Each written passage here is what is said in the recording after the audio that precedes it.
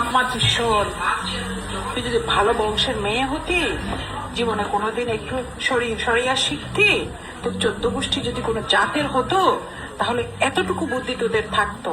ওই ভাতারে যখন ওর আগের বউয়ের বদনাম করতেছিল তোরে পাওয়ার জন্য, তা তোর এইটুকু বোঝা উচিত ছিল যে তোর বদনামও আরেকজনের করবে, আরেকজনের পাওয়ার জন্য, আর একটা কোনো লাভ পাওয়ার জন্য, আর একটা কোনো কিছুর জন্য। তোর 100 বদনাম আমার কাছে করছে, আমি বলবো না তো, কারণ আমি তোর প্রথম বউ। আমি তো বলবো না, আমি আমার জামাই সম্মান রক্ষা করব, বলবো না। তোর কত কথা আমারে বলছে, তুই বুঝোস না? যে কয়েকটা বলছে এগুলা দিয়ে তুই বুঝোস না কি কি বলছে? তোর ওইটুক জ্ঞান আসেনি যে বেড়ারা এরকম করে। আরেক বেটির একটু রসগোল্লা খাওয়ার লাগে ওই আগের বউর একটু বদনাম পায়, হঠাৎ করে আগের বউ খারাপ হয়ে যায়।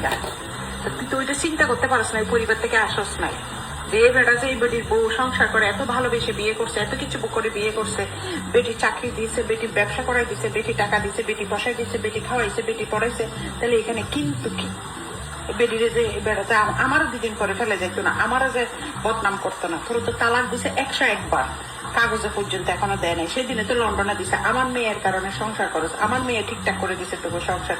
আমরা আমার মেয়ের সেইভাবে করে শিক্ষা দিয়েছি যে কোনদিন শত্রুরও ক্ষতি করবা না, এগুলার হিংসায় থাকতে না পারে, আমার মেয়ের ভালো ক্যারেক্টার দেখতে না পারে। এখন ওই নুনু মেয়ের ও তো নুনু নাই, ও তো বিবেক নাই, ওরে মানে করে দিচ্ছ, ওর ব্রেন নষ্ট করে দিচ্ছ দিয়ে এখন আমার মেয়েগুলাকে তলে তলাই দিচ্ছ।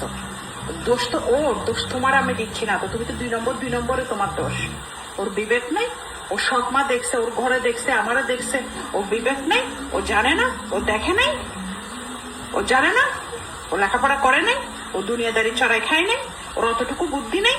ওর মেয়েগুলো ওর বিশ্বাস করে ওরে মা ফেলে চলে গেছে, তাহলে ও কি করা উচিত মেয়েগুলারে?